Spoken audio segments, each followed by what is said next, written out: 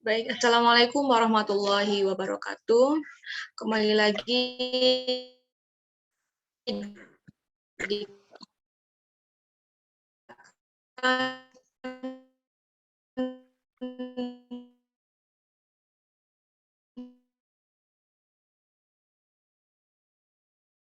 oleh Ustadz Badrut Tamam.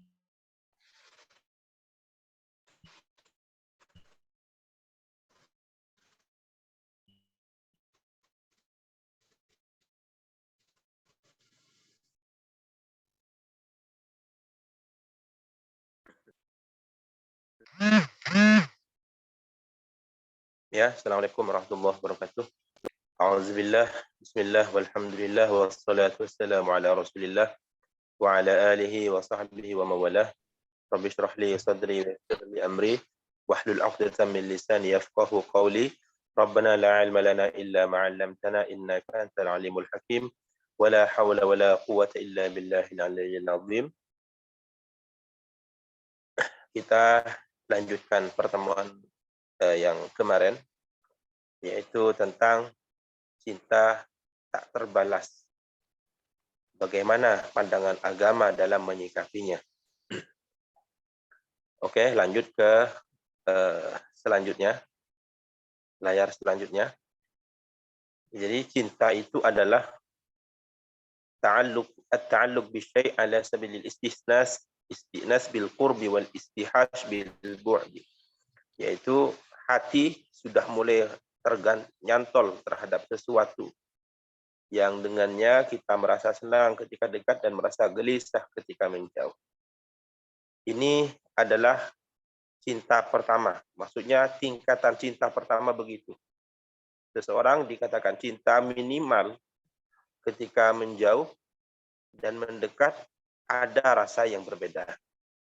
Baik itu cinta kepada Allah ataupun cinta kepada makhluknya. Maka ketika kita mengaku cinta kepada Allah, maka kita cek hati kita. Apakah ketika beribadah merasa senang atau malah gelisah? Ketika kita sholat, apakah merasa senang atau malah merasa gelisah? Dan ketika kita jauh dari Allah, apakah merasa senang atau gelisah? Ketika kita maksiat kepada Allah, apakah kita senang atau merasa gelisah? Ketika kita maksiat kepada Allah merasa gelisah, berarti di dalam hati kita ada benih-benih cinta kepada Allah Subhanahu wa taala. Begitupun ketika cinta kepada manusia, makhluknya, ketika kita menjauh sebentar, itu merasa waktu lama kita tidak bertemu dengannya. Jadi kita cek sendiri. Selanjutnya, beberapa cinta. Cinta itu ada beberapa macamnya. Pertama, cinta dalam arti mengagungkan. Dan itu cinta kita kepada Allah. Cinta kita kepada Rasulullah. Bentuk cinta itu dengan mengagungkan. Mengagungkan kepada Allah, juga mengagungkan hal-hal yang berhubungan dengan Allah. Mengagungkan Al-Quran, mengagungkan azan, mengagungkan sholat, mengagungkan haji, mengagungkan hadis, dan semua syiar-syiar yang dari Allah Subhanahu wa taala. Yang kedua, cinta dalam bentuk menghormati, tidak sampai pada mengagungkan, yaitu cinta kepada orang tua, cinta kepada kakek nenek, cinta kepada negara, cinta kepada pahlawan, itu dalam bentuk menghormati. Dan ini tidak sampai pada mengagungkan, apalagi mengkultuskan. Yang selanjutnya adalah cinta berupa kasih sayang, yaitu cinta orang tua kepada anaknya, kepada keponakan, kepada murid, cinta guru kepada murid, cinta kakek kepada cucunya. Dan yang selanjutnya adalah cinta biologis, yaitu cinta syahwat, lelaki dengan perempuan, perempuan kepada laki-laki. Dan yang terakhir adalah cinta dalam bentuk hobi, seni, cinta kepada pekerjaan, cinta kepada keindahan dan yang lain-lainnya. Next. Kemudian macam cinta kepada manusia. macam-macam cinta kepada manusia, itu ada sifatnya yang sifatnya cinta alamiah, yaitu kita mencintai saudara kita sesama manusia, kita mencintainya, kita menyayanginya, kita tidak mau dia terkena musibah, kita tidak mau saudara-saudara kita berperang, kita tidak mau saudara-saudara kita celaka. Itu adalah cinta alamiah. Kemudian yang kedua adalah cinta syar'i, yaitu cinta seseorang kepada orang yang lain karena Allah, karena dia ibadah kepada Allah, karena dia dekat kepada Allah dan yang lain-lainnya. Itu cinta syar'i. Dan cinta syar'i ini hanya terjadi antara orang mukmin dengan orang mukmin yang lainnya. Kalau cinta alamiah tadi itu cinta kepada manusia lintas agama, bisa juga. Tapi kalau cinta syar'i itu adalah cinta karena Allah. Maka tidak mungkin cinta syar'i ini terjadi antara orang muslim dengan orang non-muslim. Kemudian yang ketiga adalah cinta syahwani, yaitu mencintai seseorang kepada lelaki, kepada perempuan, seperti yang kita bahas tadi. Oke, selanjutnya.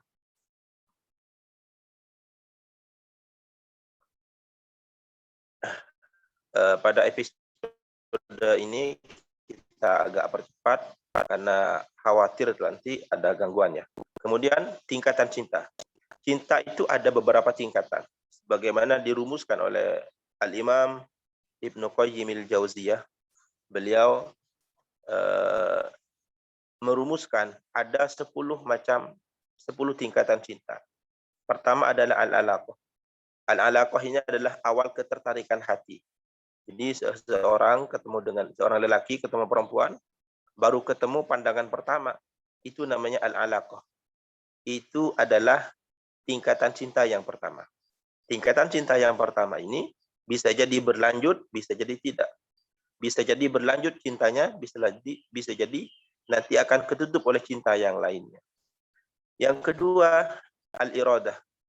Itu adalah kecenderungan hati pada yang dicintai. Setelah ada ketertarikan, nyantol pertama kali, ternyata dirasa-rasa kok sayang juga kepada dia. Lelaki ini bilang, kok beneran cantik dia, kok solehah beneran dia. Kemudian si perempuan juga berpikir, itu lelaki kok ganteng, kok soleh banget. Nah, mulai ada kecenderungan seperti itu namanya al-iradah. Kemudian yang ketiga adalah as-sibabah. Itu adalah rasa cinta yang sudah mulai tidak terkontrol. Ini masih sudah sulit untuk biasanya kalau sudah nyampe kalau sudah tidak bertemu, hati sudah mulai gelisah, tetapi masih bisa ditahan. Itu kalau masih as-sibabah. Yang keempat adalah al-gharam. Rasa cinta yang sudah tidak bisa menghilang dari hati. Udah sulit, udah nggak bisa. Al-gharam. Makanya dalam beberapa syair itu, mughram, qalbi bihubbika mughram. Hatiku denganmu sudah cinta kepadamu. Ini cinta yang keempat. Jadi udah mulai tidak terkontrol. Cinta kepada Rasulullah sudah tidak terkontrol. Sudah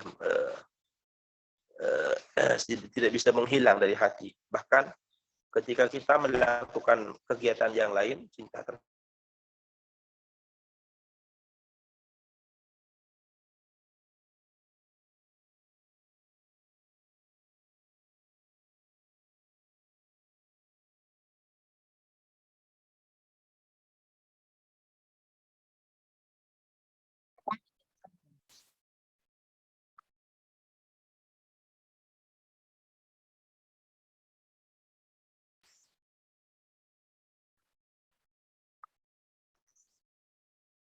Jadi al-gharam begitu. Kemudian yang kelima adalah al-widad. Al-widad itu adalah murni. Jadi setelah mengalami beberapa fase cinta, beberapa tingkatan cinta, sudah masuk cinta yang tingkatan yang kelima, itu cintanya sudah murni, sudah tidak karena fisik, bukan karena materi, dan bukan apa-apa. Jadi cinta, kenapa kamu cinta kepada dia? Nah, cinta tidak butuh alasan. Mungkin ini yang dimaksud oleh beberapa kalangan kita bahwa cinta itu tidak butuh alasan. Itu cinta murni ini. Oke, selanjutnya tingkatan cinta selanjutnya silakan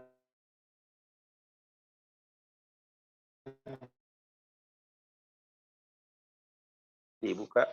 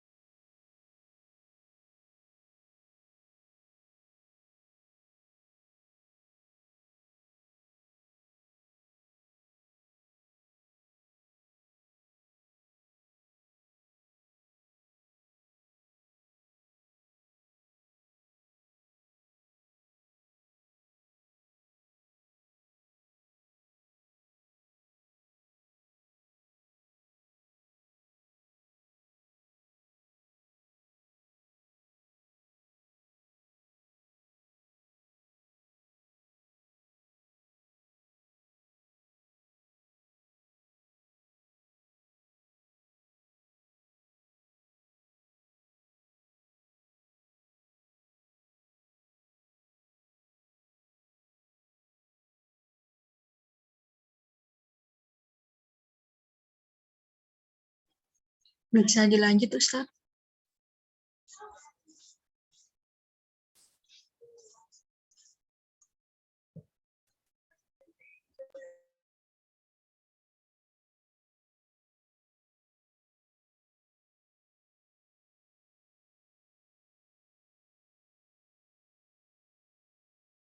Mohon maaf, Ustadz, suaranya belum masuk.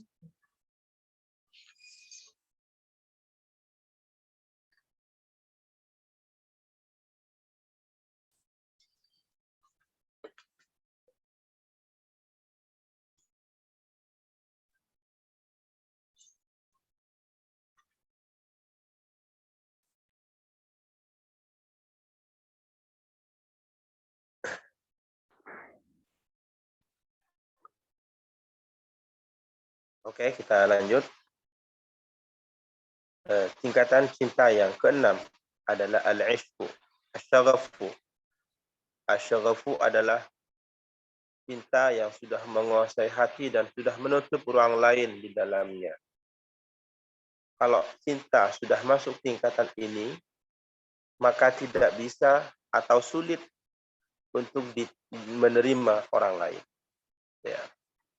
Yang selanjutnya adalah al-ishqu. Al-ishqu ini adalah cinta yang sudah orangnya sudah tidak menghiraukan dirinya sendiri. Dia kondisinya seperti apa, sudah tidak memperdulikan. Jadi yang penting dia bisa ketemu dengan orang yang dicintai, dia sudah tidak memikirkan dirinya sendiri. Kemudian selanjutnya adalah at-tatayyum. Itu adalah cinta yang membuat pencinta rela menghina diri di hadapan yang dicintainya. Yang selanjutnya adalah at-ta'abbud, cinta yang membuat pecintanya rela menyembah yang dicintainya. Ini cinta seperti ini hanya khusus kepada Tuhannya, kepada Allah. Bahwa cinta membuat pencinta menyembah yang dicintainya. Kemudian yang ke-10 adalah al-khullah, cinta yang bukan hanya sekadar menyembah. Sebagaimana cintanya Rasulullah dan Sayyidina Rasul Ibrahim alaihissalam, itu beliau berdua cintanya kepada Allah bukan hanya untuk menyembah semata, tetapi bersyukur. Sebagaimana dalam sebuah hadis riwayat Aisyah yang diriwayatkan oleh Imam Al-Bukhari, bahwa Rasulullah itu ketika sholat malam sampai kakinya bengkak. Tanya oleh Sayyidah Aisyah, kenapa demikian? Kesalahan seandainya ada, dimaafkan. Rasulullah aku lebih rela menjadi hamba yang bersyukur. Jadi ibadah Rasulullah bukan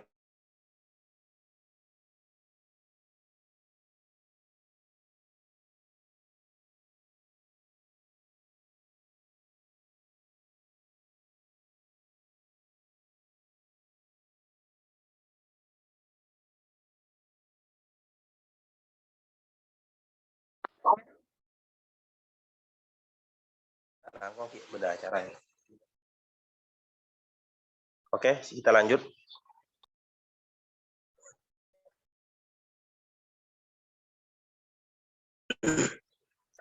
Kemudian rasa cinta itu ada berpengaruh kepada kita sendiri. Ada yang positif murni, jadi semua memiliki pengaruh positif. Seperti cinta kita kepada Allah, itu kalau cinta kepada Allah, maka akan berdampak positif murni kepada diri kita. Cinta kepada Rasulullah itu juga berdampak positif murni kepada kita. Ada yang negatif, seperti cinta terhadap maksiat, cinta terhadap dosa. Itu akan berdampak negatif. Ada cinta yang berdampak positif dan negatif, seperti cinta seseorang kepada makhluk yang lainnya. Itu ada positif dan negatifnya yang perlu ditimbang-timbang olehnya. Oke, lanjut. Kemudian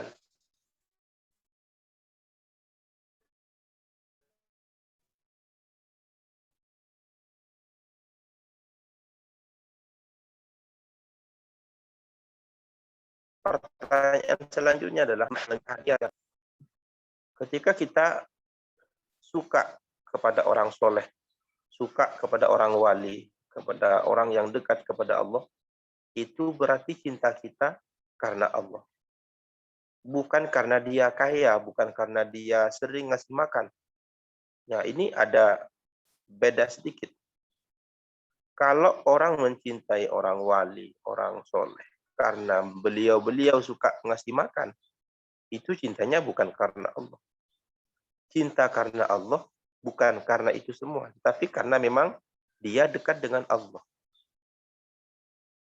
Ada yang dekat kepada Allah secara langsung, terhubung kepada Allah secara langsung, ada yang tidak.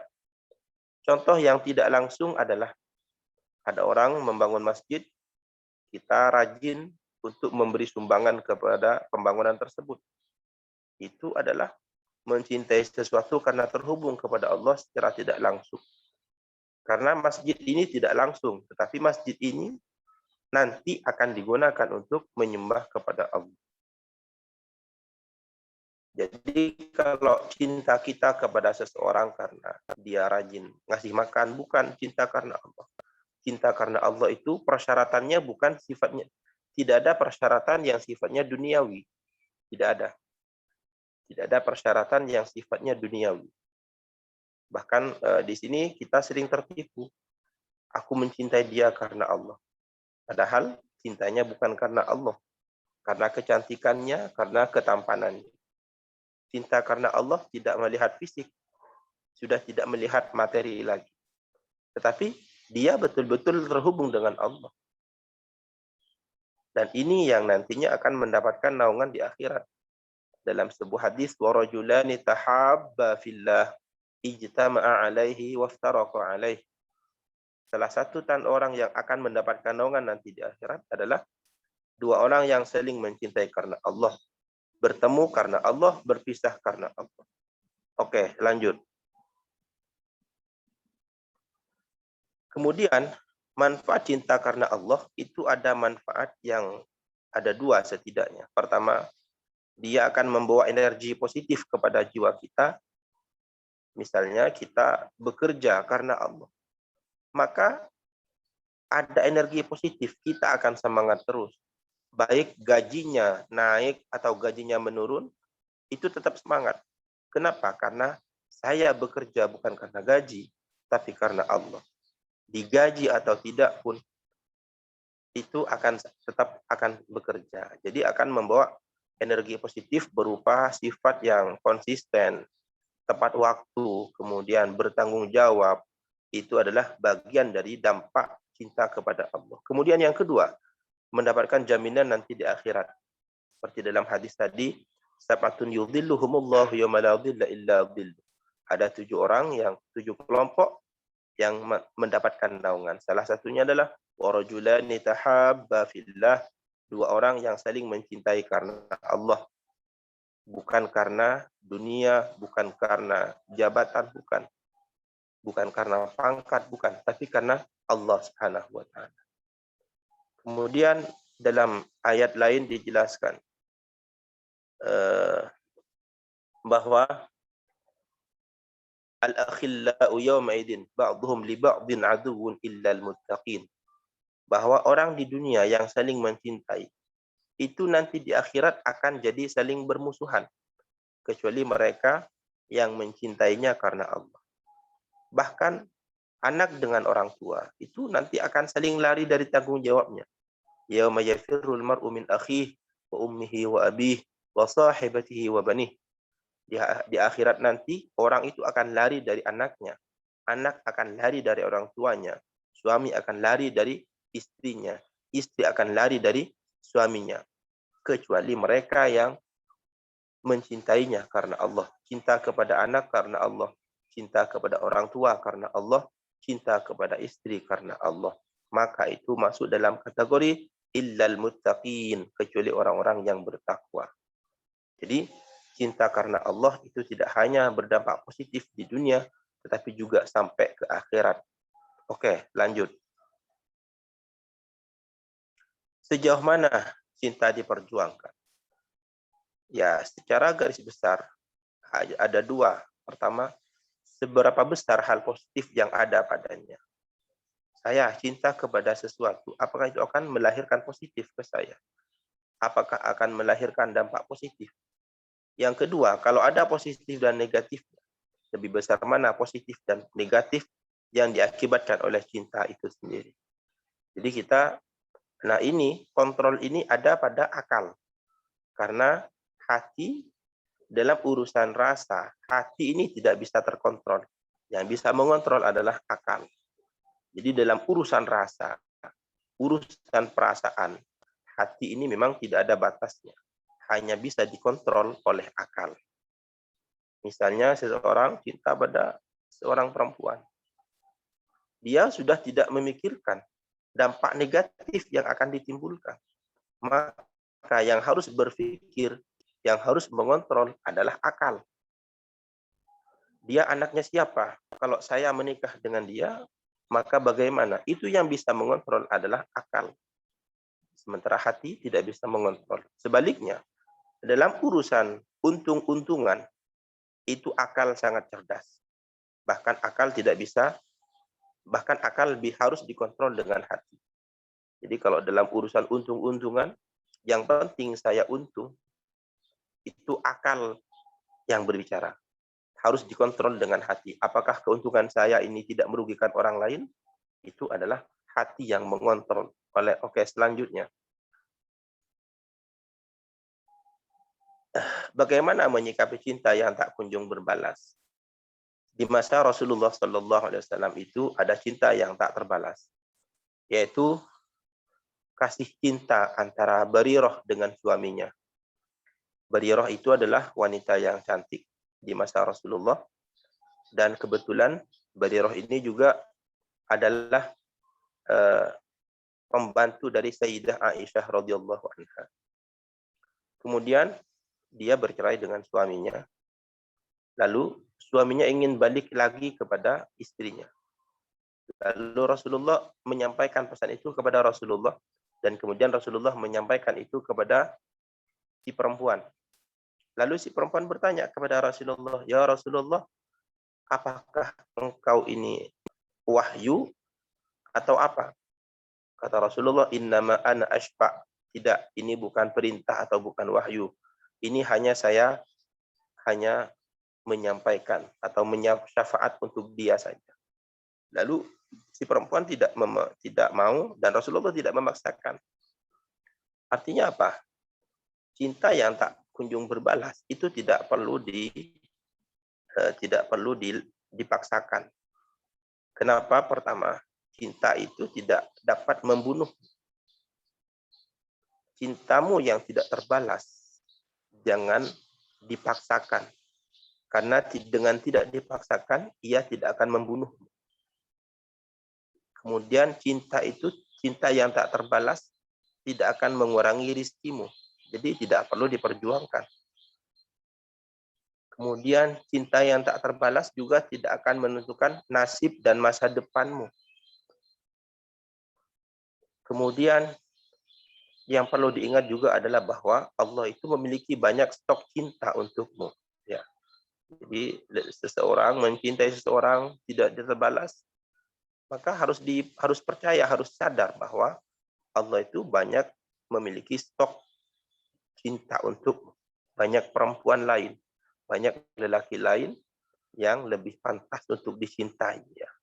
Kemudian, dan perlu ingat dalam sebuah hadis disebutkan, ma asabaka lam yakun liyukhti'aka wa ma akhfa'aka lam yakun liyusibaka.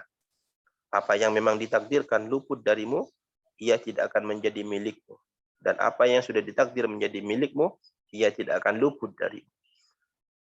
Maka dengan menyadari kaidah ini, maka kalau ada cinta yang tak terbalas, ya udah biarkan saja. Kalau dia bukan milik saya, tidak akan menjadi milik saya selamanya. Nah, dengan menyadari ini, maka kita tidak akan stres, tidak akan depresi dengan cinta yang tak kunjung berbalas. Kebanyakan yang cinta yang mengakibatkan depresi, cinta tak kunjung berbalas, yang mengakibatkan depresi dan semacamnya, itu karena belum menyadari. Kenapa? Karena tadi, cinta kalau sudah level tertentu, itu sudah menutup pintu yang lainnya. Makanya dari itu, cinta di awal munculnya, kita harus pintar-pintar untuk mengontrolnya, agar tidak sampai kita diperbudak oleh cinta. Ya, mungkin ini materi kita hari ini. Barangkali ada yang perlu ditanyakan, silahkan.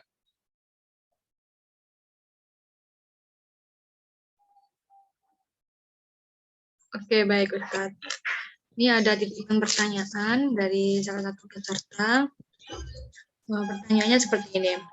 Mencintai selain Allah tidak selamanya mutlak, karena diwajibkan pula untuk mencintai beberapa makhluknya, yaitu Nabi Muhammad SAW. Dan salah satu cara mencintai Allah adalah mencintai yang dicintai oleh Allah, yaitu Rasulullah. Lalu mencintai Rasulullah dengan cinta yang dicintai oleh Rasulullah, yaitu umatnya. Apakah ada batasan dalam mencintai Rasulullah? Apa rasa cinta yang berlebih kepada Rasulullah bisa masuk ke dalam ranah syirik? Seperti itu. Oke, terima kasih. Cinta kepada Rasulullah SAW adalah kewajiban kita semua sebagai orang Islam. Bahkan orang non-Muslim itu sejatinya berkewajiban mencintai Rasulullah Nabi Muhammad juga. Jadi orang kafir yang mereka selain mendapatkan siksa atas kekafirannya, mereka juga mendapatkan siksa atas kebenciannya terhadap Nabi Muhammad SAW. Kita tidak memiliki cinta. Jadi cinta itu pada dasarnya orang tidak mendapatkan pahala atau dosa karena cinta kecuali cinta kepada Allah dan Rasulullah. Jadi lelaki mencintai seorang perempuan. Dengan cinta itu dia tidak berdosa atau berpahala. Karena cinta itu kadang di luar kemampuan manusia. Di luar kontrol manusia. Kecuali cinta kepada Allah dan Rasulullah. Jadi kalau cinta sesama makhluknya, cinta lelaki perempuan, itu tidak mendapatkan pahala atau dosa. Kecuali bagaimana dia menyikapi cinta tersebut. Kalau dari cinta tersebut menimbulkan hal positif, dia berpahala. Kalau cinta menimbulkan negatif seperti berpacaran, berkhulwat, berduaan, maka itu berdosa.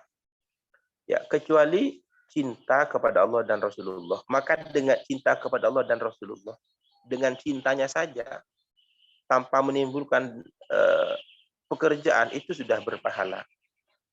Nah, bagaimana kalau cinta kepada Rasulullah? Ada enggak cinta berlebihan kepada Rasulullah?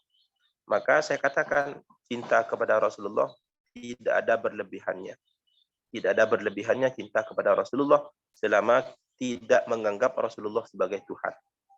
Jadi selama menganggap Rasulullah masih manusia, tidak menganggap Nabi Muhammad sebagai Tuhan, itu cintanya tidak akan berlebihan. Bahkan kita memuji Rasulullah pun itu kita tidak ada batasan maksimalnya. Bahkan dalam sebuah syair disebutkan yang pernah dikutip oleh Prof.